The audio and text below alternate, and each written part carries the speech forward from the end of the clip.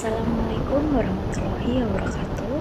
Perkenalkan, nama saya Anissa Febrianti dengan NIM P27235024 dari kelas 3B.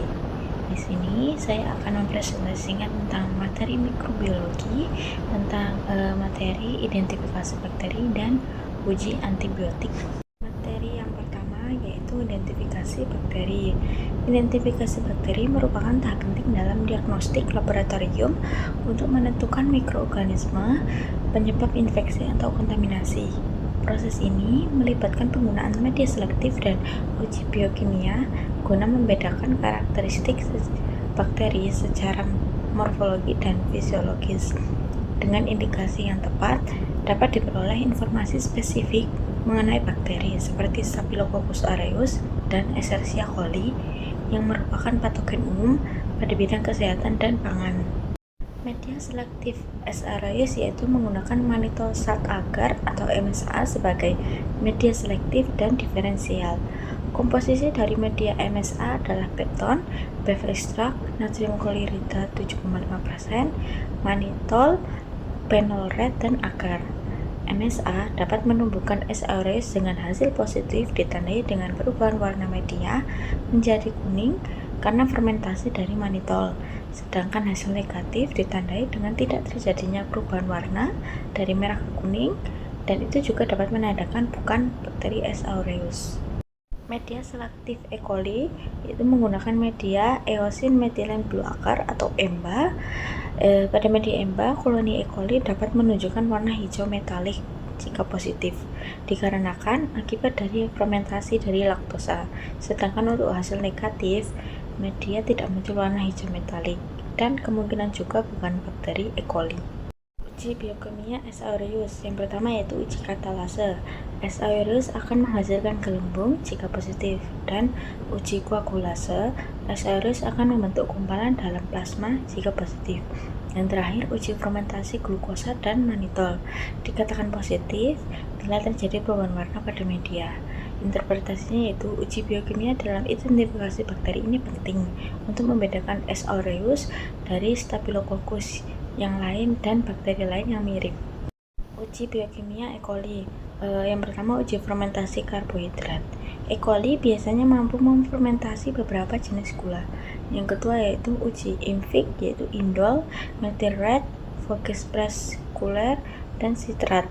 E. coli khas positif indol dan MR, negatif FP dan sitrat. Yang ketiga, uji oksidase yaitu E. coli negatif.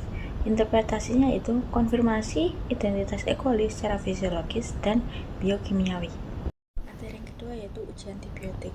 Uji antibiotik adalah prosedur yang bertujuan untuk mengevaluasi efektivitas waktu antibiotik terhadap bakteri tertentu.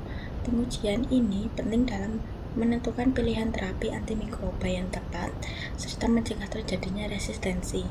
Berbagai metode seperti difusi dan dilusi digunakan untuk menilai sensitivitas atau resistensi bakteri terhadap antibiotik. Sementara parameter seperti KHM atau konsentrasi hampir minimum dan KPN, konsentrasi bunuh minimum, menjadi acuan dalam interpretasi hasil uji. Perbedaan metode dilusi dan difusi. Difusi, antibiotik diletakkan pada cangkang di atas media agar berisi bakteri. Setelah diinkubasi, diukur diameter zona hambat. Metode ini dikenal sebagai Kirby Bauer.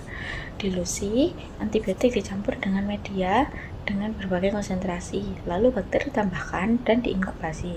Tujuannya adalah untuk menentukan konsentrasi hambat minimum, KHM atau KPM. Perbedaan KPM dan KHM. KHM yaitu konsentrasi hambat minimum adalah konsentrasi terendah antibiotik yang menghambat pertumbuhan bakteri dengan jelas, sedangkan KPM adalah konsentrasi terendah antibiotik yang benar-benar membunuh bakteri, dibuktikan dengan isolasi koloni di media bebas antibiotik. Prosedur dilusi. Untuk inokulasi bakteri pada agar, siapkan permukaan agar yang steril dan gunakan lop steril untuk mengoleskan kultur bakteri. Letakkan cakram antibiotik di atas agar dengan jarak yang cukup, lalu inkubasi pada suhu 35-37 derajat selama 18-24 jam. Setelah inkubasi, ukur zona hambat di sekitar cakram. Bandingkan dengan standar untuk menentukan hasilnya sensitif atau resisten. Interpretasinya yaitu sensitif atau resisten ditentukan dari besar zona hambat berdasarkan standar. Prosedur difusi. Yang pertama, siapkan serial konsentrasi antibiotik dalam tabung, media cair atau agar. Yang kedua, inokulasi bakteri, inkubasi, lalu amati kekeruhan tabung jernih. Konsentrasi terendah yang tidak menunjukkan pertumbuhan, artinya KHM. Untuk KPM, lakukan subkultur ke media tanpa antibiotik untuk melihat pertumbuhan koloni. Sekian presentasi dari saya, kurang lebihnya mohon maaf. Assalamualaikum warahmatullahi wabarakatuh.